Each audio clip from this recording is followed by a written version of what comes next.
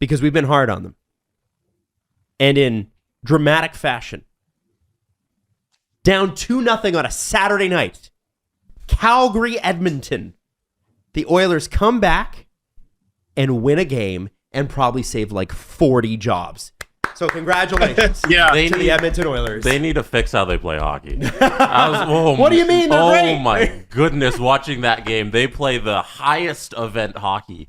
And anybody who can just either you're going to keep up or you're just going to stifle them, they're losing that game. Yes. If Calgary is a better hockey team, they win that game. Because Edmonton was just so they're wild on the ice. I don't know what the best way to put it is, but just up and down all the time. It's just I don't know if it's lacking structure or just a lacking of caring of protecting of the puck. But all they want to do is have fun and shoot and score goals, and occasionally it works, and most of the time it doesn't. And I think they're so lucky to win that game on Saturday. Whatever, man. They won. Like, First win in 2022. It took 22 days. 22 days. And Leon Draisaitl's goal, I have to say, when he turnstyled Chris Tanev there and just blew by, it's a vintage Leon Draisaitl goal.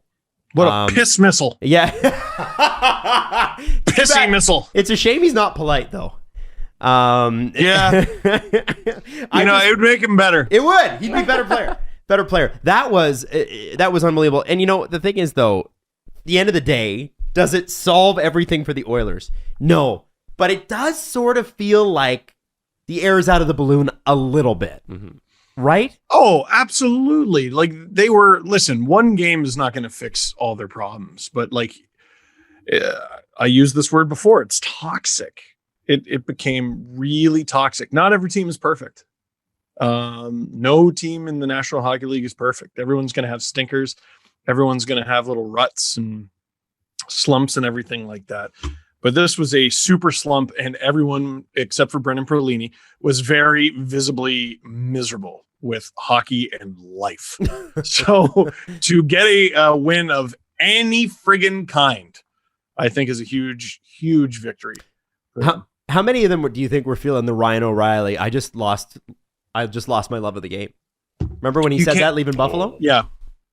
Yeah. No, you can't tell me that doesn't happen a little bit. Sure.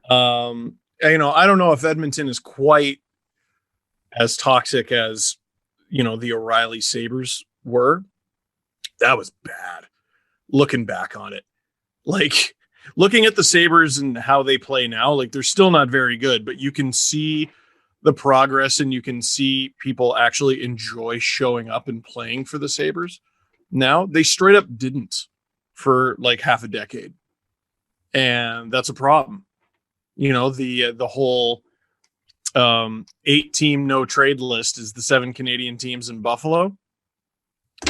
I mean, is it the proximity to the border, or is it that it sucks to play there? That's a good question. I don't think it's not a problem with the city or anything. I think it was just a miserable place to play hockey for a long time, and they're coming out of that now.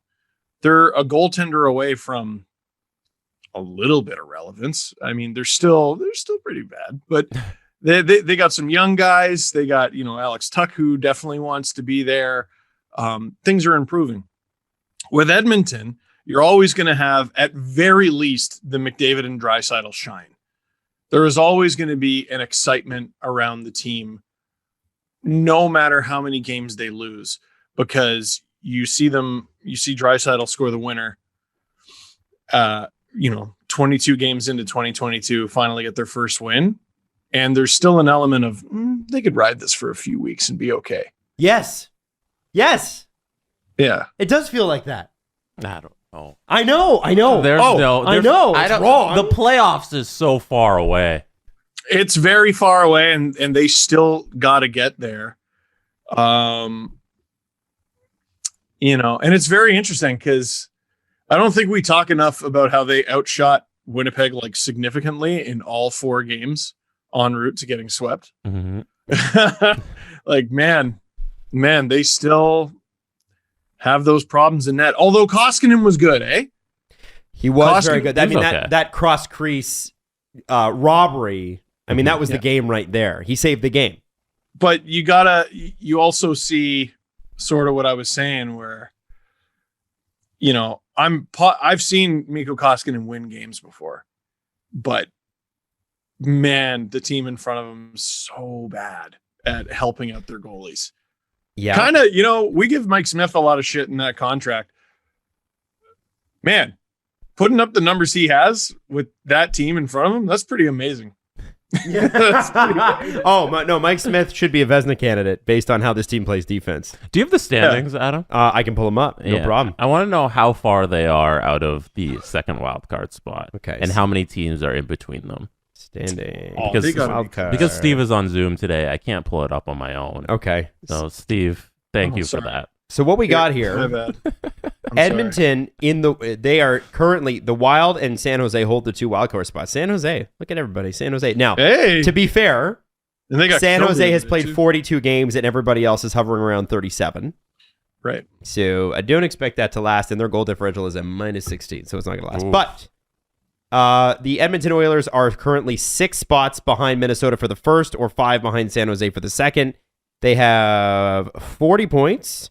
To get into that second wildcard spot, you would need 44. And it's reasonable to assume with 37 games played that at 42 games, they would have 44 points, which is where San Jose is at. Unfortunately, though, the next jump up is quite large. Minnesota's got 51 points because they're in a really, really tough division in the Central. If Edmonton's really going to make this, they got to take a swing at getting into the top 3 in the Pacific. Oof. Because it's crazy that on January 24th, there's still only one Canadian team in the playoffs. Yeah, Calgary's out by. I mean, Calgary has 6 games in hand on San Jose. Yeah. So pretty reasonable to expect they'll be points there. Percentage. 100%. Yeah, Right. Yeah, we're not basing this on points percentage, but I mean, Edmonton, right? They're still in it, but like based on what you've seen lately, and I know Vancouver's played 4 more games. I would put my money on Vancouver over Edmonton, just based on what we're seeing. They've leveled off a little bit. They're 4-4-2 in their last 10. But they've got screwed with their goalie COVID situation. Did you see that Right. on Saturday where they're playing their 5th string goalie? I forget his name off the top of my head. And then they had the UBC E-bug Pietro? in the DiPietro. Michael DiPietro was their goalie, and then the UBC backup as their E-bug. That was fun. But like they pulled it out on Friday with their 4th string goalie, and then he got injured. So I don't know. The Vancouver's been playing so well since Boudreau took over that I'm not betting against them. That was Spencer Martin in net for the Canucks. That was the Friday game. Oh, yeah. okay. Oh, he was the goalie for the Mississauga Steelheads when I was the in-arena host. Oh, there you go. He's a lovely young boy.